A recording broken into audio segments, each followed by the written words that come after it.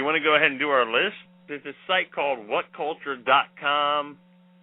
10 previously great movies that have dated horribly, according to Patrick Howell. Ho? I don't know what the hell his name is. I think it's either Ho or How. I like Ho better. Let's go with Ho. I think it's one of those. Oh, God. This was the most... Oh, God. This was so bad. What does it say, though, about your list, though, when they're not even talking about the content? They're just talking about the way it was written. I mean, people are just going off on the syntax and the grammar and everything. I mean... Because it's, like, really bad. It's it's like horrible. It's one of the worst. So it's the most dated movies. Let's start with number 10, The Magnificent Seven. Really? Really? You want to really say that's a dated movie? What's dated about it? I mean, it's a remake. It's an American remake of an awesome movie, The Seven Samurai, but it's actually a really good remake, first of all, and it holds up very well. I mean, you couldn't ask for a better cast. But let's see. I can't even. I read this yesterday when Anthony Kingfish, one of our friends on Facebook, posted this, and the writing is so bad. Give us an example, Jerry. Unlike a John Ford, Sturges does not let the film breathe with real-life characters. Each character is a caricature. Look at Kurosawa's original film. The film is close to 3.5 hours long. The first half is devoted to character development of the seven. Sturges does not do that, but replaces it with classic Hollywood buffoonery. Point out the buffoonery to me, really. But that's what we're dealing with here. I mean, this kind of reminds me, and some of the people that have been on our show that we've known through MySpace and Facebook are guilty of this. Oh, let's discard all the old. Oh, the Marx Brothers are dated, or crap like that. Right. I really beg to differ. I really can't stand that. But this is what this list reminds me of. But having said that, do all three of us like The Magnificent Seven, or at least have some appreciation for it? Yeah, I mean, I think it's a fun movie. That's all it's supposed to be. It's not supposed to be like any kind of big deal or anything. It's not supposed to be a masterpiece or anything. But it's got a good cast and a great score. You do have to say the score is like one of the greatest scores ever. Yeah, I love the score. Ever. So, and the score does raise the movie to raise the movie's bar. It's a classic score. I mean, you got Yul Brynner in here. I mean, you got all these awesome actors in it. He doesn't even list any of the actors that are in it. What the hell is with this guy? I mean, and even if you look at, what's really modern about the movie is actually some of the performances of those actors. Like I think Steve McQueen totally feels completely about 10 or 15 years ahead of his time in that movie. I agree. That's a great point, Jim. So it's okay, well, you just don't like it because it's... You just get the impression that he doesn't like it because it's not The Seven Samurai. That's why he doesn't like the movie. Yeah. It's not The Seven Samurai. Okay, I'm trying to... All right, let me read the first. This guy writes in these 2-paragraph things. Let me read to you the first paragraph. It makes sense for there to be a Western remake of Akira Kurosawa's The Seven Samurai, the samurai genre, especially the way that Kurosawa tackled it. It was inspired by the classic Hollywood Western. But Seven Samurai also invented the men on a mission trope, in which one person goes out and collects a group of distinct individuals with their own personalities for a common goal. Films such as Ocean's 11, I agree with that completely, and A Bug's Life follow this motif. Well, no, you got to read it right because it says films such as Ocean's 11 and A Bug's Life follows this motif. Well, films such as follows, the guy is I know it sounds like I'm being pedantic, but it reads like a 5-year-old wrote this. If in your first paragraph you're making a grammatical error, that matters. I don't care what anybody says. Oh, it does. When you come across somebody that can't spell, you just kind of dispel them right away, or discard them right away. Should we go to the next? Let's go. Rebecca. Rebecca is the next film. Really? We're really going to say Rebecca is dated and horribly dated by... I mean... I'm going to have a heart attack. Okay, so here's some more writing. Rebecca has all the makings of a classic. It features a moody, gothic atmosphere with the charisma of Joan Fontaine and Laurence Olivier to lead the helm. What? It even has references to lesbian behavior that was subtle enough to get by the censors. I think that's why this film is such a disappointment. It has all the hallmarks and themes from the original material to make a true Hitchcockian classic. Scenes such as the interaction between Joan Fontaine and Judith Anderson are some of the best back-and-forth conflicts on film. But that is the most disappointing part of the film. All the signs were pointing towards an early Hitchcock classic. No, like Notorious or The 39 Steps. But parts were so muddled and overlong that it felt in balance with the moments of brilliance and moments of boredom. That's just bullshit. You know what's wrong about this movie? All the great stuff in it. That's apparently what he's saying. But the next one is... And by the way, none of it says anything about it. Why is it dated? Yeah, that's what I don't get. There's nothing in any of these that says... and what's interesting is Max Allan Collins, who wrote the graphic novel The Road to Perdition and is a very accomplished writer and crime writer in his own right, said this thing is totally lacks any context or anything. This is one of the dumbest things I've ever read. I mean, is what he said in the comment section. But it's the next film, Dr. No. Now, you can say that the Bond films, you could make an argument that the early Bond films, or any of the Bond, especially the Roger Moore ones, are dated, but that doesn't take away any, how shall I say it, their power or whatever, their... You know, well, I hate the idea okay, another sentence that he says, okay, the second paragraph. This is another good example of an innovative film seeming like cliche. With the Austin Powers franchise especially, this film felt close to self-parody. Why criticize a movie, the original, for the spoofery that came after it? In other words, okay, well, it was okay when you saw it in Austin Powers, but when you go back and discover that the jokes from Austin Powers are really references to Dr. No, that makes Dr. No now seem like a worse movie because it's been spoofed already? And is that what makes it yeah, I know, and it's not even that. He doesn't even have the proper context because there's a great spoof made of these movies called Casino Royale. And in the Flint movies. Flint. Yeah, like Flint. He doesn't even have the proper context, even though what he's watching is a spoof of spoofs. Yes, exactly.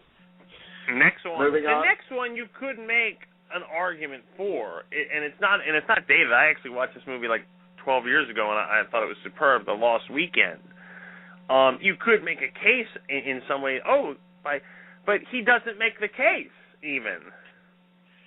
Well, he says that a lot of it he says that Ray Milland does a good job portraying a man struggling with demons. Mm-hmm. But once again, my problem is the portrayal of a bumbling drunk that seems too exaggerated to be effective. So he says he does a good job in one sentence, but then he says that the portrayal is too exaggerated to be effective in the next sentence. So it's like,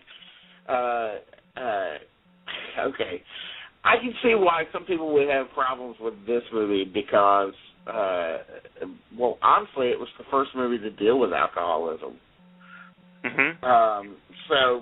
And the writer of the book had a lot of problems. There's a brand new biography of the writer of The Lost Weekend just came out. I was reading a review of that today, and he had. It's not like when he wrote this he was cured. He was in and out of drug and alcohol addiction the rest of his life, the guy who wrote this. It's based on.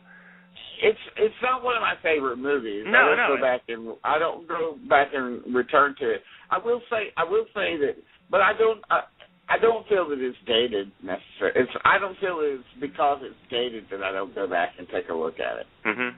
I think I don't go back because I just don't find it that compelling. Right. You don't get something that you get out of it, but it's not because it's dated. But it served you. I think we can all of us can agree that it served its purpose at the time for a number of reasons. it talked about one thing about Lost Weekend was it was the first movie not only about alcoholism, but it was also one of the first movies to talk about the post-war experience, the experience of veterans from World War II. Oh yeah, no, absolutely. Which that was 50% of them all returned to America after their service as alcoholics. So and so does this character. So anyway, The Mummy. The Boris Karloff, The Mummy, which I remember watching for the first time, it's not. I mean, these aren't scary movies by today's standards, but they're still powerful pieces of filmmaking at the time. I mean, I don't even understand his rationale why this is on here. Well, he says that the fact that Universal Pictures obviously treated these films as nothing more than B-movie cash grab. That's exactly how he read it. It was quite obvious with its stilted dialogue.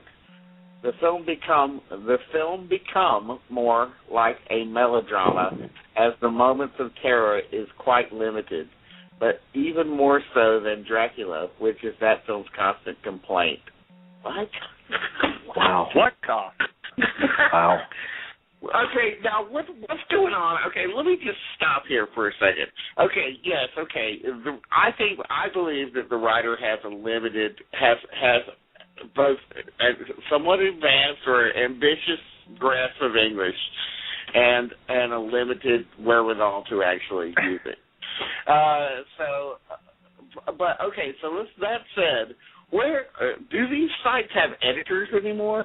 Is there no such thing as an editor? No, they don't. They don't, Dean. This guy. So they just put crap up, and this thing has gotten 54,000 views and has 31 comments, and it's been up. None of them very favorable, mind you. Huh?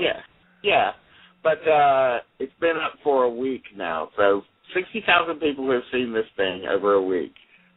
I would die for that kind of hit, by the way. On wouldn't we all? But, I mean, so what are people getting paid for these things? Do you think? Oh, I don't think they get paid. I mean, well, he's had 54,866 views in April.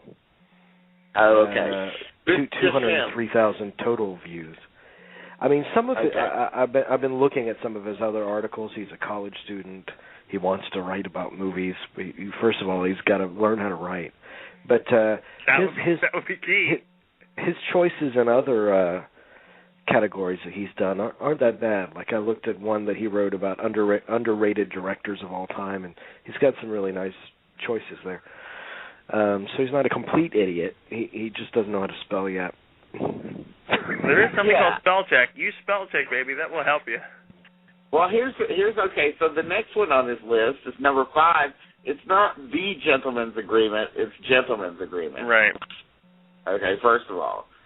So you should get the title right if you're going to slam the movie. Old people do that a lot. Old people put the in front of stuff a lot. They do. That's true. They do that. Yeah. Yeah, they do. I used to have a friend whose dad used to say, call the Ridley Scott movie The Alien. Boy, I like going to see The Alien. The Alien was the best movie I'd ever seen. I always say this, and I've said it on the show before, but the funniest example of that was Larry King for me. And when he was interviewing Priscilla Presley, and he was like, "Do you still run the Graceland?"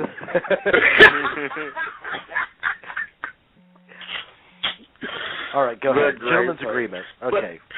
But I mean, I agree that gentleman's agreement, although I wouldn't necessarily call it dated, but I have not seen it in probably 20 years. But the fact that I don't know. Okay. Well, first of all, it's also one of the first movies to deal with another subject matter, which is anti-Semitism. So this is what he says about it. He says the reason why it is called a message film is that it is a film in which the obvious message is clear. It is not okay to be anti-Semitic.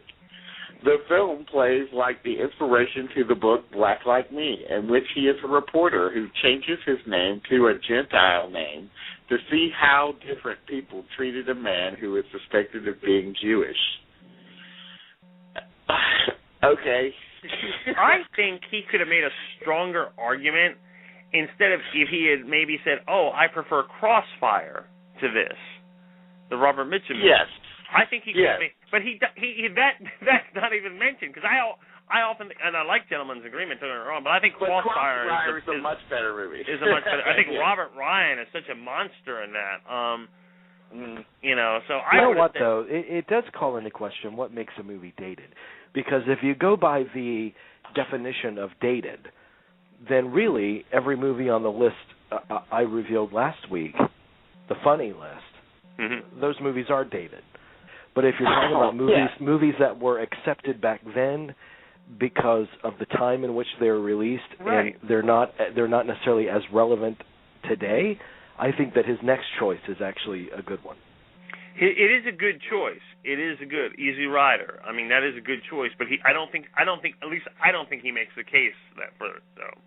There's still enormous value in that to see where we came from back then, what our preoccupations were back then. You know what? I mean, film is the ultimate time capsule. I mean, there's nothing like it where you can truly see how people live, how people thought back in a time before you were born. And the fact of the matter is most younger people today don't care about anything that happened before they were born. So everything is dated that was made in Hollywood. Film is really the thing that really made me want to throw my computer out the window yesterday, and that's Mrs. Miniver. And well, that's another movie that a lot of people don't get it. But then he said you should go with Mildred Pierce. I was like, really? Oh, that doesn't make any sense at all. No. Let me tell you something about this movie. I didn't see this movie until 10 years ago. Watched it before I went to work. I was bawling my eyes out at the end. The ending of that movie is very powerful, and it is pure World War II propaganda. And let's quote my favorite movie director. If Joseph Goebbels had found a way to make the German version of Mrs. Miniver, we would all be speaking German today. That's very true. I believe that. This is powerful propaganda filmmaking, and of course it's dated. It's for the sole purpose of selling the war to the British people and also to the Americans to an extent too. But it's such a powerful movie. I don't think the guy understands the hell, he takes it totally out of context. If you saw this movie when it came out, you would be very moved by it. It would have hit home directly. It still hits home, I think, even, many decades after it came out. But this is a very powerful film.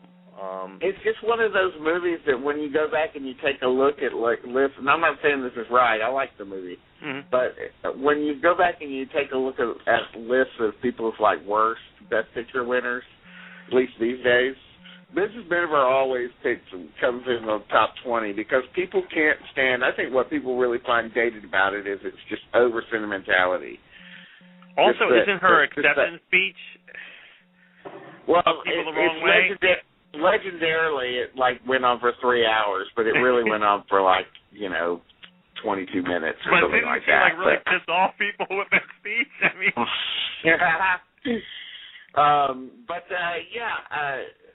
not a bad movie, but I guess in the sense it's kind of dated because it's kind of extremely dated because it is a movie of its very specific time. Oh yeah, I mean I can see that, but I go back and even with the next two choices though on the numbers 1 and 2, I think there's something about this kid's list that and I'm going to say kid because he is it's just woefully ignorant. This one, the number 2 really makes you angry. Oh, number 2 makes me want to put my fist through my boss's window. Not my window because I don't want to pay for it, but my boss's window. Well, if you want to know how dated number 2 is, I mean, just think of the fact that you can't even buy these anymore. You can't buy the Marx Brothers anymore? They're not in print. Animal crackers, dude. Huh? You used to be able to go into a gas station. Oh, okay. You gotta. We can sell animal crackers. What are you talking about? I used to be able to go buy animal crackers and a bottle of Coke from like the gas station store, convenience store. You can't do that anymore. You're not going to find animal crackers in a convenience store. But yeah, animal crackers. That's still, the Marx Brothers are like the definition of modernity, if you ask me. In Hello, I Must Be Going, she's watching that for escapism. I mean, yeah. I really don't get, throwing the Marx Brothers in on this list. No, I really don't. They're still funny. Those movies. He says the Animal Crackers is considered one of the greatest comedies of all time, yet it is a very weak film in their filmography. The early Marx Brothers films were adaptations of their stage work. They would take their act on the road and build up enough material, blah, blah, blah. But with that idea, the entire film feels like staged like a theater show. That is a problem with early film work in the 1900s.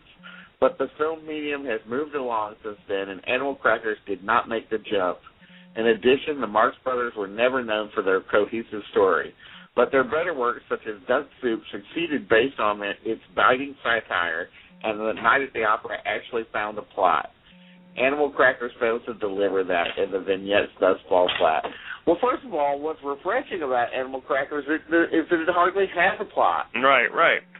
That is, today, that would be considered completely modern. That would be, right. Absolutely right. Wouldn't it be great to see a comedy these days that said, fuck the plot, let's just make people laugh. We may see that with this Seth Rogen one coming soon, but... who cares what happens in the movie? Let's just have a good time. Let's just have a whole bunch of jokes. Well, okay. Let's read the last one because we spent a lot of time on this loser. I know we've given him too much. I'm sorry. It's funny though. I mean, it's just Breakfast at Tiffany's. Well, Breakfast part of me can see that too. Part of me can see that. I think the thing that really dates that movie is Mickey Rooney. Yeah, I mean, and that was dealt with 10 years ago. Remember the movie Dragon? About was it? And they, that Jason Scott Lee's offended by that scene in the movie while they're watching on a date, and he's offended. And I thought that was a really interesting way to really deal with that. Yeah, I mean, the Mickey Rooney character is offensive and everything. Does that mean we threw the whole movie under the bus, though? Well, the other thing that's kind of dated about it is, I guess, the George Papard character who was supposed to be, or is that his name, George Papard? Yeah, the actor, yeah. Yeah, I mean, in the book, Breakfast at Tiffany's, he's like a gay gigolo, but he's like transferred into her love interest in this movie.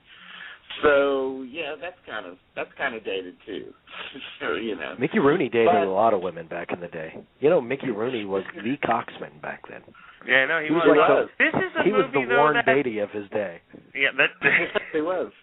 This is True. This movie though. But yeah, I mean, Breakfast at Tiffany's still a good movie and everything. It's okay. I mean, it's okay. You gotta love it. This is the movie. You gotta love it for her.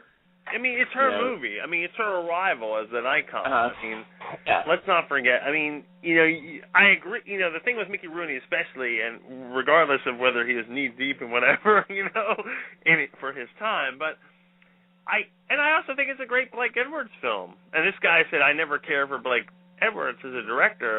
This guy's missing out. But this is her iconic moment.